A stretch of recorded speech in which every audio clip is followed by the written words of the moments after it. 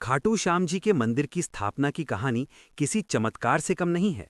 ये इतिहास और आस्था का एक अद्भुत संगम है जो महाभारत काल से आधुनिक युग को जोड़ता है। यहाँ मंदिर के प्रकट होने और उसके निर्माण का विस्तृत विवरण दिया गया है। 1. शीश का विसर्जन और लुप्त होना। महाभारत युद्ध की समाप्ति और पांडवों के राज्याभिषेक के बाद श्री कृष्ण ने बर्बरिक के शीश को आशीर्वाद दिया और उसे रूपवती नदी, जो वर्तमान राजस्थान के क्षेत्र में बहती थी, में पूरे सम्मान के साथ प्रवाहित कर दिया। श्री कृष्ण के वरदान के अनुसार वो शीश कलयुग के आगमन तक सुरक्षित और गुप्त रहा। 2. वो चमत्कारिक घटना। कलयुग के कई सौ साल बीत जाने के बाद राजस्थान के सीकर जिले के खाटू गांव में एक अनोखी घटना घटने लगी। गाय का दूध। गांव की एक गाय जब चरागाह से लौटती तो वो एक विशेष स्थान पर जाकर खड़ी हो जाती। उस स्थान पर पहुंचते ही गाय के थनों से अपने आप दूध की धारा बहने लगती थी। गांव वालों का कौतूहल। जब गाय के मालिक और गांव वालों ने ये दृश्य देखा तो वे दंग रह गए। उन्हें लगा कि जमीन के नीचे अवश्य ही कोई दिव्य शक्ति है। 3. पावन शीश का प्रकटीकरण। गांव वालों ने मिलकर उस स्थान की खुदाई शुरू की।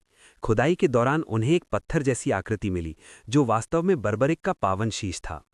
जैसे ही शीश बाहर निकला, पूरे क्षेत्र में एक दिव्य सुगंध और सकारात्मक ऊर्जा फैल गई।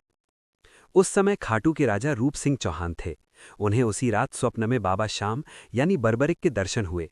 बाबा ने स्वप्न में उन्हें बताया कि ये शीश उनका है और वे यहाँ मंदिर में स्थापित होना चाहते हैं। 4. मंदिर का निर्माण। राजा रूप सिंह चौहान ने बाबा के आदेशानुसार एक भव्य मंदिर का निर्माण कार्य शुरू करवाया। स्थापना। कार्तिक मास की शुक्ल पक्ष की एकादशी यानी देव उठनी एकादशी के दिन उस शीश को विधि विधान के साथ मंदिर में सुशोभित किया गया। इसीलिए आज भी देव उठनी एकादशी को बाबा श्याम का मुख्य जन्मदिन या उत्सव माना जाता है। पुनर्निर्माण। वर्तमान में हम जो मंदिर देखते हैं उसका जीर्णोद्वार सन 1720 ईस्वी में मारवाड़ के शासक के दीवान अभय सिंह द्वारा करवाया गया था। मंदिर की वास्तुकला राजस्थानी शैली में है, जिसमें मकराना के सफेद संगमरमर का उपयोग किया गया है। 5. मंदिर की मुख्य विशेषताएं। गर्भगृह। मंदिर के भीतर बाबा श्याम का केवल शीश ही विराजमान है। उनके धड़ की पूजा नहीं होती। शीश को बहुत ही सुंदर तरीके से फूलों और गहनों से सजाया जाता है। श्याम कुंड। मंदिर के पास ही वो पवित्र स्थान है जहां से शीश प्रकट हुआ था।